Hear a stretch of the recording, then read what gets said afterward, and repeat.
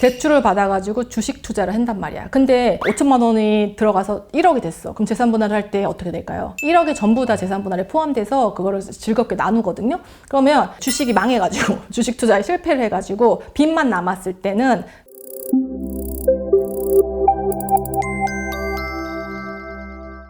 안녕하세요. 이혼 전문 박은주 변호사입니다. 오늘은 이혼의 재산 분할에서 항상 문제가 되는 게 채무. 채무는 소극 재산이라고 하는데 적극 재산인 플러스 재산과 마찬가지로 굉장히 중요한 부분이고요. 그 다음에 또 하나는 재산의 처분 행위 관련해서 또 여러 가지 문제들이 있는데 한 번은 종합적으로 한번 제가 정리를 해볼 테니까 잘 한번 확인을 해보세요. 채무 같은 경우에는요, 내가 빚이 있다, 대출이 있다, 대여금이 있다, 뭐 이런 게 다 채무잖아요. 내 입장에서는 내 채무가 반영되는 게 당연히 좋겠죠. 상대방 입장에서는 상대방의 채무가 반영이 안 되는 게 본인한테 유리하겠죠. 근데 이제 기본적으로 채무와 관련돼서 구분을 해야 될 게 있어요. 채무 자체를 인정할 수 있느냐 없느냐의 문제거든요. 기본적으로 금융기관에서 받은 대출 같은 거는 너무나 누가 봐도 명확하게 부채증명원이라는 문서로서 확인을 할 수 있기 때문에 이거는 채무냐 아니냐의 문제는 아니죠. 명백히 채무입니다. 다만 그 채무가 실질적으로 재산 분할을 할 때 반영될 수 있느냐 없느냐는 별개의 문제이지만 명백히 채무는 맞다. 이거는 이거는 반론할 수 없는 부분이죠. 근데 이런 게 있어요. 내가 부모님한테, 형제 자매한테 혹은 지인한테 돈을 빌렸어요. 그래서 이체 내역도 있어. 나는 내 입장에서는 채무로 주장을 하잖아요. 그럼 상대방은 아니야, 그거는 난 모르는 일이야. 채무가 아니야. 재산 분할에 재산에 반영되면 안 돼. 라고 하는 부분 있잖아요. 이럴 때는 뭐가 문제냐면요. 채무가 존재하느냐 마느냐의 문제인 거죠. 조금 뉘앙스가 다른데요. 채무는 두 가지 문제가 있는 거예요. 우선적으로는 채무의 종부에 대해서 다툴 수 있는 거고요. 그 다음에 채무는 명확하나 그 채무가 소극재산에 실질적으로 반영돼야 되는지의 문제거든요. 첫 번째는 제가 다시 말씀드리지만 어떤 게 많이 문제되냐면요. 지인 간에 주고받은 돈 내역 있잖아요. 부모 자식 간에 주고받은 거, 형제 자매 간에 주고받은 이체 내역은 분명히 있어. 다만 이체 내역만 있다고 해서 바로 대여로 인정을 해서 나 이거 빌렸어요 라고 했을 때 대여로 인정을 해서 채무가 있다 라고 인정해 줄지는 사실은 아닌 경우가 훨씬 더 많아요. 보통상 여러분 실무에서는요, 단순히 이체 내역만으로는요 채무로 인정하지 않습니다. 안타깝지만. 그럼 뭐가 있어야 돼요? 차용증이 있어야 되겠죠. 이거 언제든지 작성할 수 있는 건데, 이거 보니까 차용증이 5개 나왔는데 이거 글자 다 똑같고 이거 다 소송 기간 중에 작성한 걸로 보입니다. 날짜는 언제든지 작성할 수 있으니까요. 그래서 차용증이 있는 사건에도 불구하고 이제 이런 것들은 사실은 법원에서 굉장히 많이 고민을 합니다. 만약에 차용증도 있어. 실질적으로 뭐 입금한 날에 작성을 했어. 2010년에 작성을 해놨어. 어찌됐든 간에 제일 중요한 거는 돈을 받은 날로부터 그 이후에 정기적인 이자나 원금의 상환 내역이 있으면은 그거는 대여로 봐서 채무가 있다라고 인정될 가능성이 높고요. 그런 내역이 없어. 그냥 돈 이체 내역만 있고 그 다음에 어느 정도 뭐 차용증 이거 가라로 작성했는지 뭔지 모르지만 이 정도만 있으면요. 사실은 법원에서는 이거를 채무로 인정하지 않는 경우가 더 많기는 해요.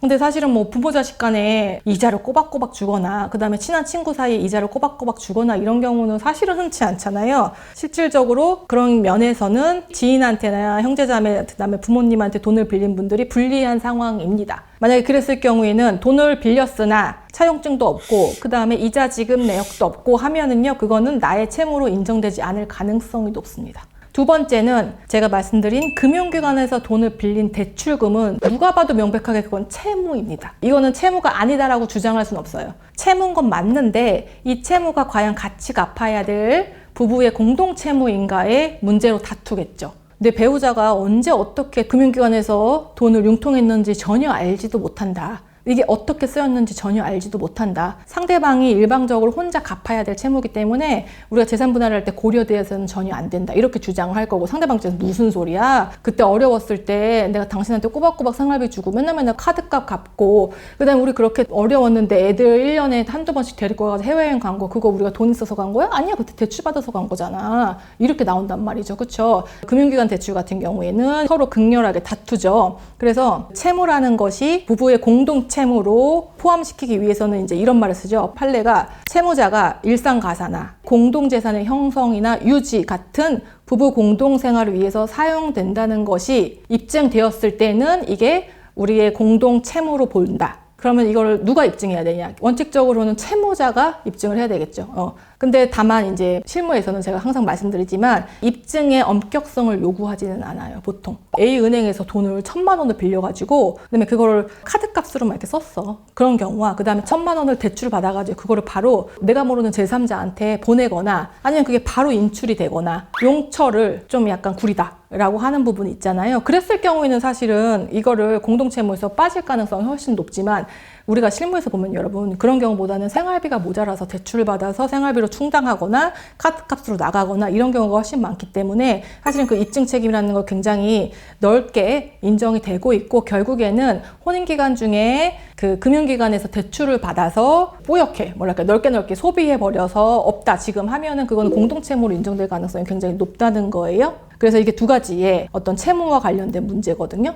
그러면은 다시 제일 요즘에 문제되는 거 뭐예요? 대출을 받아가지고 주식 투자를 한단 말이야. 근데 수익이 나면 좋겠지만 대부분 어떻게 돼? 쪽박을 찾아. 항상 내가 들어가면 거기가 꼭지잖아. 그래가지고 근데 내가 돈이 없어. 그래가지고 대출을 받았지. 5천만 원 받아서 주식을 딱 들어갔는데 또 무슨 우량주도 아니고 또 이런 또 한탕주의로 해가지고 우리가 또 다 이제 쫄딱 망한 거야. 다 손해를 본 거죠. 그래서 5천만 원이 들어갔는데 실질적으로 1,000만 원밖에 안 남은 거야. 금융기관에 대한 채무는 5천만 원은 그대로 남아있고 주식계좌엔 1,000만 원밖에 없어요. 그렇죠? 그럼 이 4천만 원에 손해본 것에 대해서 상대방 배우자는 화가 날 거 아니에요. 그러니까 이 4천만 원은 공동재산에서 포함시키면 안 된다. 이렇게 주장을 많이 한단 말이죠. 근데 이게 어떨 것 같아요? 5천만 원이 들어가서 1억이 됐어. 그럼 재산분할을 할 때 어떻게 될까요? 1억이 전부 다 재산분할에 포함돼서 그거를 즐겁게 나누거든요. 그러면 주식이 망해가지고 주식 투자에 실패를 해가지고 빚만 남았을 때는 그러면 빚은 그거 빌린 사람한테만 떠넘기는 건 또 형평의 원칙에 맞지 않다고 보는 게 법원의 기본적인 입장입니다. 여러분 뭐라고 얘기하냐면요.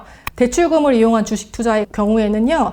재산을 늘리기 위한 합법적인 투자 수단으로 널리 활용되고 있기 때문에 라는 말을 쓰거든요. 가상화폐 관련해서는 이런 문구를 보지는 못했는데요. 한번 본 사람 있으면 나한테 알려줘. 주식에 관련해서는요. 널리 이용되고 있는 투자의 일종이기 때문에 이거를 가지고 마치 도박이나 투기로 볼 수 없다는 것. 즉 도박이나 투기로 인해서 손해본 것과는 다르게 5천만 원을 대출받아서 주식에서 망했어도 그거는 공동으로 뭔가 같이 갚아야 될 채무가 맞다라고 얘기하는 경우가 많고요. 다만 이제 이런 경우가 있겠죠. 내가 반대했는데 나 몰래 내가 적극적으로 권장한 게 아니고 우리가 같이 동의해서 한 게 아니고요. 나 몰래 억울할 수 있죠. 다만 이제 이런 거 부분들은 채무로 넣어주는 대신에 기여도 부분에서 상당히 많이 조금 고려를 해주는 편입니다. 기여도 부분에서 손해를 발생시킨 쪽에 아무래도 조금 신뢰관계 훼손이나 이런 걸로 인해서 위자료를 좀 지급을 하기도 하고 그 다음에 재산분할에 있어서는 조금 페널티를 주기도 하고 이런 식으로 조정을 많이 한답니다. 여러분.